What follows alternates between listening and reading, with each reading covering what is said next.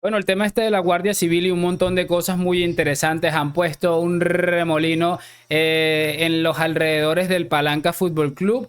Yo siempre he estado, a veces me he desesperado un poco, tengo que reconocerlo, pero siempre he estado pensando que en algún punto, y esto por algún lado va a explotar, todo parece que va por muy buen camino, vamos a esperar porque seguramente tendremos para frotarnos las manos muy pronto, muy pronto. Vamos a ver varias cosas, es muy probable que este video se vaya muy largo, pero se los digo en serio, si se quedan hasta el final se van a dar cuenta de muchas cosas interesantes que vamos a reaccionar el día de hoy. Y por supuesto espero saber sus opiniones al final del mismo. Así que no me voy a enredar con muchísimas más cosas. Vamos a darle play.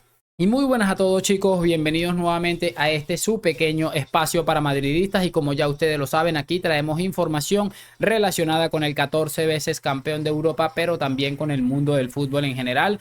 Y lo que les estaba comentando, vamos a ver varias cosas muy interesantes que me he encontrado el día de hoy relacionadas por supuesto con el Negreira Fútbol Club y todas estas cosas que están sucediendo en torno al caso Negreira, que ellos estaban súper tranquilos, súper confiados, vendiendo el relato de que aquí había un error, de que no sé qué, y todo parece indicar que les va a llegar su momento, les va a llegar su momento, ojalá, al menos por lo menos, valga la redundancia, se me enreda un poco aquí la lengua, pero al menos tenemos la certeza de que algo se está haciendo, algo se está movilizando y vamos a ver cómo acaba la cosita, pero la intensidad con la que algunas personas están metiendo las manos en este temita es que me parece realmente brutal. Por cierto, hoy se ha filtrado una información a través del diario Marca que la federación planea destituir a Medina Cantalejo y modificar o hacer una limpia general en el comité técnico de árbitros. No vamos a enredarnos más, vamos a pasarnos a la pantalla para empezar a reaccionar las cosas que nos encontramos que son absolutamente de locos.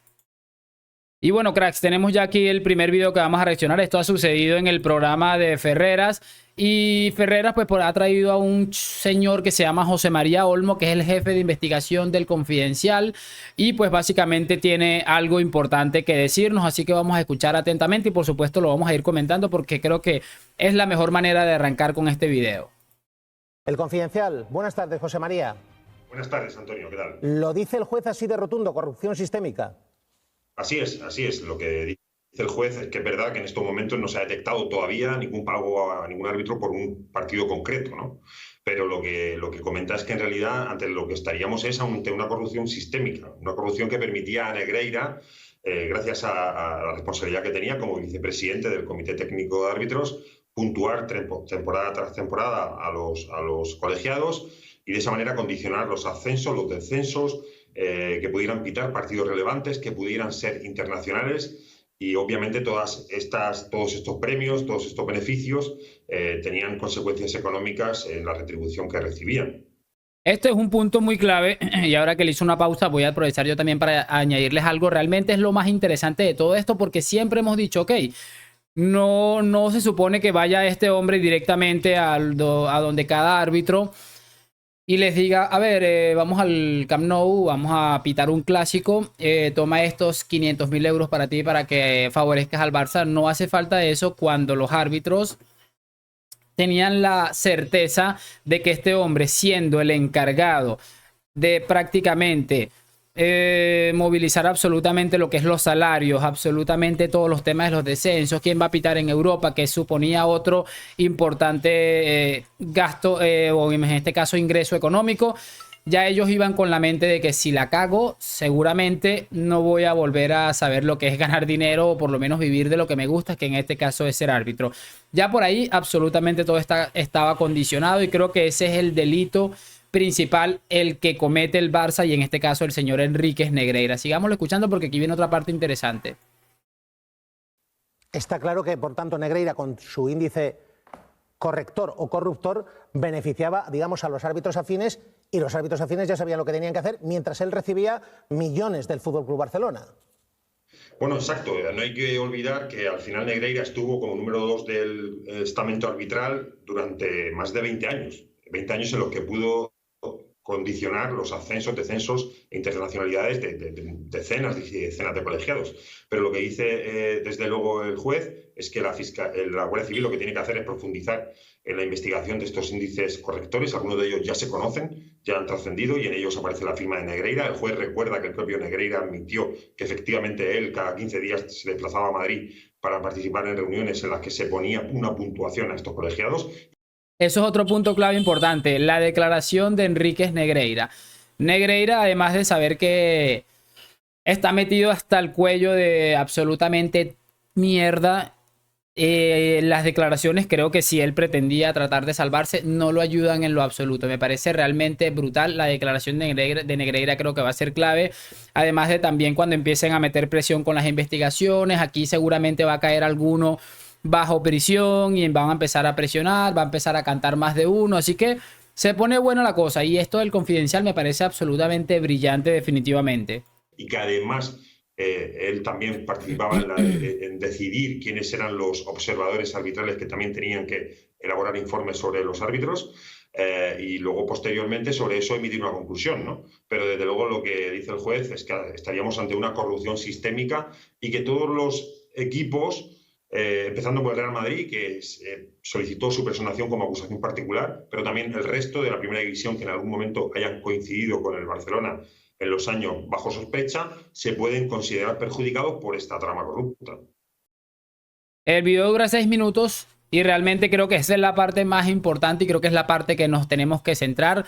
Absolutamente todos los equipos del fútbol español han sido perjudicados por esta gente corrupta que ha estado durante años tapando el sol con un dedo, ahí diciendo que somos los mejores y realmente estaban allí perjudicando y ganando a costillas de un dinerillo que le pasaban a la persona que se encargaba de organizar a todo el tema del arbitraje. Así que creo que esa es la parte más importante y repito, me parece brutal que este medio de comunicación, el Confidencial, esté haciendo este trabajo realmente impecable.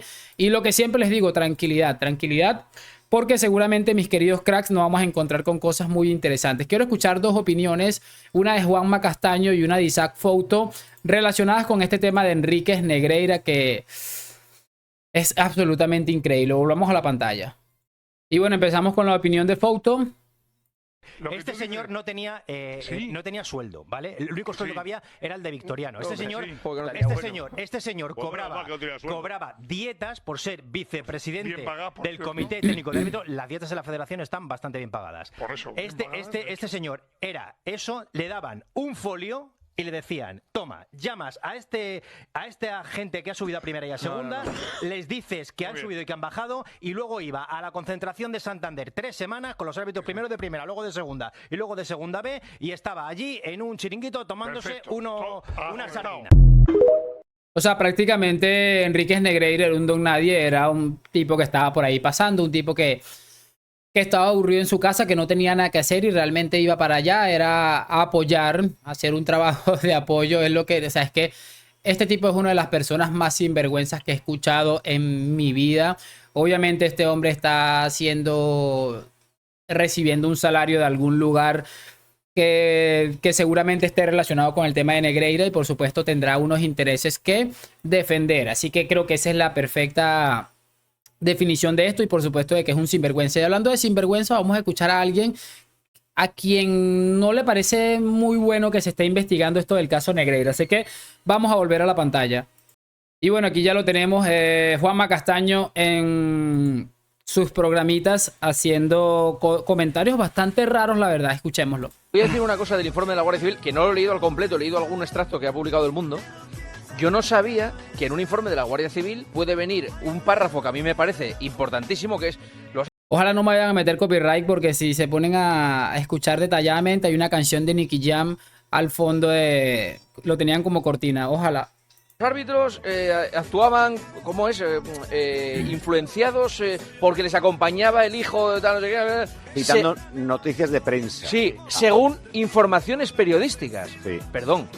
Si un informe de la Guardia Civil tendrá que aportar las pruebas que demuestran que ese señor le decía eso a los árbitros. Es que no entiendo, ¿tanta investigación para qué? ¿Para contarme lo que decía Pedrero a las 3 de la tarde? Es que para eso no hace falta que investigue la Guardia Civil. Eso ya sé yo que se dijo. Lo que quiero saber es si eso que se dijo es verdad o es mentira. Bueno, ¿qué quieren que les diga? ¿Que tanta investigación para qué? Si realmente no hace falta. O sea, hay que dejar que esto pase absolutamente por debajo de la mesa porque está exactamente igual, así tal cual. O sea, es que es impresionante. Y, por supuesto, a ellos no... Por alguna razón a los medios de comunicación no les interesa de que esto se movilice y por eso ellos mismos no tienen problema en reconocer que no entiende que se abra una investigación en este caso. Claro, no lo van a entender jamás y por supuesto ellos están pidiendo que se hagan las pruebas. Las pruebas me imagino que las tendrán que presentar ante el juez. El juez ya tiene la ligera sospecha o la gran sospecha de que aquí ha habido corrupción. Ya lo hemos escuchado de mucha gente aquí. Y que por supuesto el Real Madrid ha sido gravemente perjudicado. Que bueno, vamos a ver cómo termina la cosa, pero es que es realmente ridículo. Y todo esto nace o sale porque un oyente de este programa les dice que no estaban ni siquiera hablando del caso de Negreira después de tantas cosas que habían salido en las últimas horas y no tuvieron alternativa, pero no, le ocurrió la brillante idea de decir que no entendía absolutamente por qué se estaba investigando esto. Pues bueno, ya vamos a saber en su debido momento por qué se está investigando esto, pero te adelanto, por si no lo sabes, que hay una sospecha altísima de corrupción en el fútbol español y que tiene absolutamente a todo el mundo desquiciado.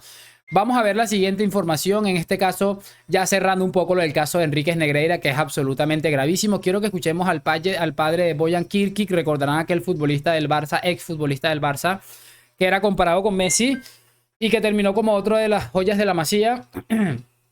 Pues en este caso este hombre estaba ejerciendo como representante o alguna cosa así o como ojeador en el Barça y ha dicho una cosa interesante sobre Jude Bellingham, que lo vamos a escuchar por supuesto.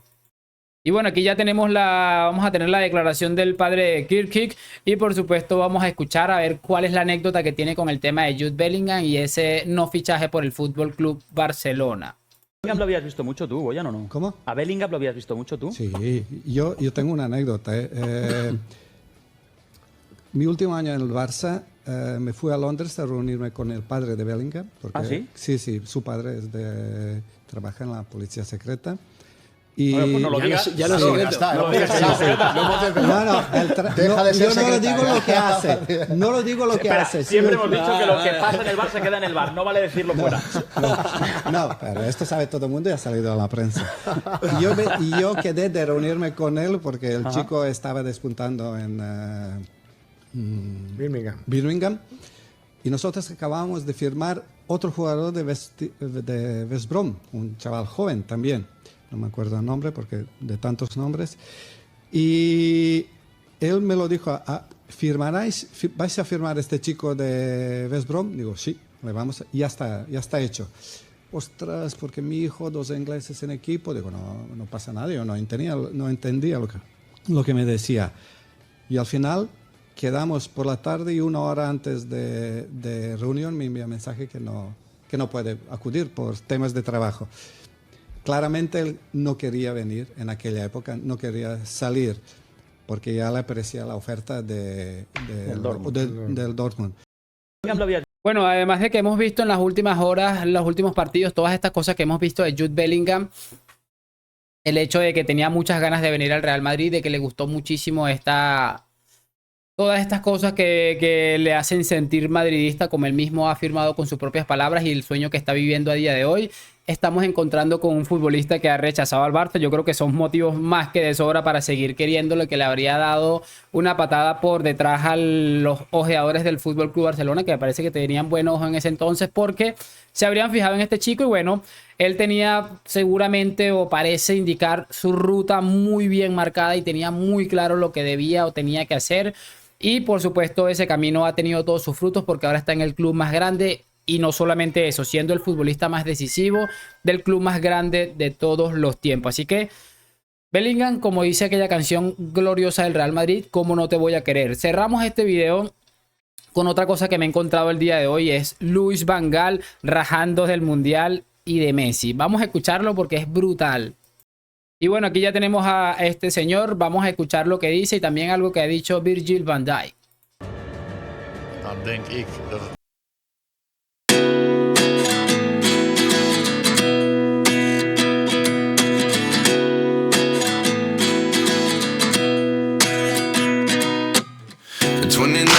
find myself wondering what did happen to the last 10. I ran away with my life, fast forward, never turn back again.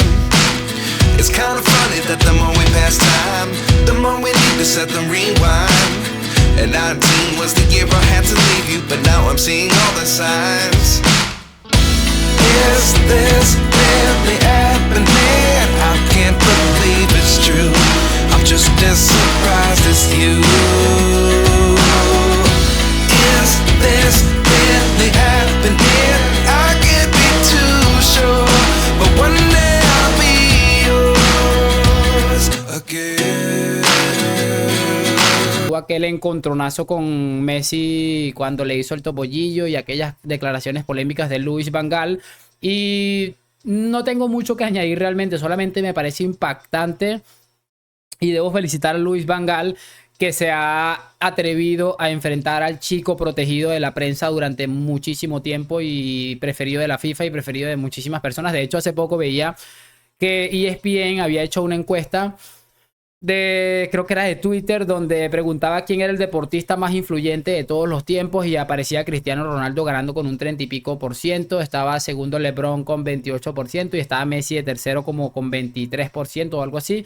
Y horas más tarde ESPN tuvo que borrar la publicación para no aceptar que para muchas personas el más influyente, el deportista con muchísimas más cosas, siempre ha sido el bicho, el 7, el mejor futbolista de todos los tiempos del Real Madrid. Y si se confirma lo de Negreira y si se confirma lo del Mundial, seguramente el mejor futbolista de todos los tiempos, un futbolista que ha tenido que luchar contra la prensa, que ha tenido que luchar contra su máximo rival, que además de ser muy bueno estaba protegido por absolutamente todos los medios de comunicación. Y repito, me parece muy interesante y muy raro ver a alguien que se vaya de frente contra, porque es echarse encima toda la prensa, así de sencillo. Y por supuesto no me extraña nada lo de Virgil van Dijk, porque así lo piense no lo va a decir. Realmente estamos acostumbrados a personas que les gusta quedar bien. Van Dijk sabe que ese tipo de declaraciones incendiarias no le van a favorecer en nada. Creo que gana realmente bien poco y creo que quedándose callado y tragarse, si lo piensa así, tragárselo, creo que realmente le va a venir bastante mejor. Así que realmente no me sorprende, pero sabemos que hay gente que le gusta quedar bien y eso es algo a lo que hay que acostumbrarnos. 17 minutos, el video ha sido una eternidad. Solamente espero que lo hayan disfrutado. ¿Qué les parece este mega video hablando de absolutamente todo? Lo de siempre, like, suscripción. Gracias por acompañarme. Hoy, mañana y siempre a la Madrid. Nos vemos en un próximo video. Chao, chao.